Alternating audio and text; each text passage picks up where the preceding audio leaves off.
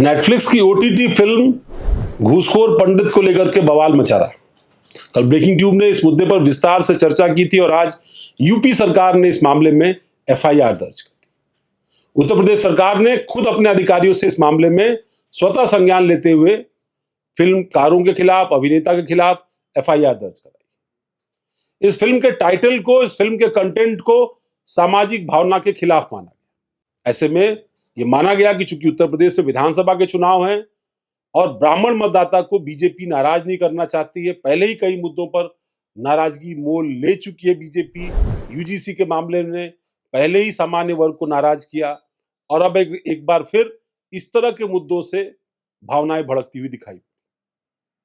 तो दूसरी तरफ एक और इशारा दिखाई पड़ा मायावती एक बड़ी बैठक करने जा रही है, पर उस बड़ी बैठक से पहले जैसे ही ये मामला सामने आया, उन्होंने सामने निकल करके एक्स पर पोस्ट किया और कहा इस तरह की कोशिश बार बार ब्राह्मण समाज के सम्मान को गिराने वाली है, अपमानजनक। यानी वो भी उस 2007 के दौर को वापस देखना चाहती हैं जब ब्राह्मण और दलित मुस्लिम वोट बैंक मिलकर के उनको सत्ता में लेकर के आए। हालांकि ये कोशिश वो 2012 और 17 में कर चुकी हैं, पर वो कोशिश नाकाम साबित हुई।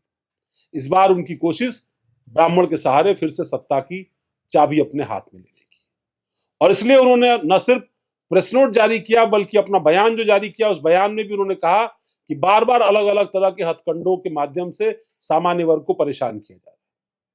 और ये बयान उन्होंने तब दिया जब इस मुद्दे को लेकर कोई भी देश का दलित नेता या ओबीसी नेता कोई प्रतिक्रिया नहीं दे रहा। दूसरी तरफ योगी सरकार ने इस मामले में कार्रवाई की, जिसके बाद मनोज बाजपेयी और नीरज पांडे की तरफ से सफाई पेश की गई।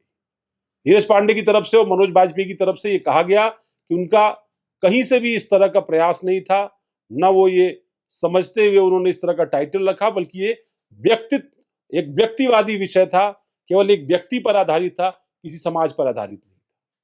लेकिन ये मामला चूंकि हाईकोर्ट में भी चल रहा है, यूपी की सरकार ने इस मामले में एफआईआर करा दी है और अब विपक्ष की नेता मायावती ने भी इस पर प्रतिक्रिया दे दी है, तो ये मामला सनसनीखेज हो गया है। फिलहाल मायावती इस फिल्म पर पूरी तरीके से प्रतिबंध लगाने की मांग कर रही है।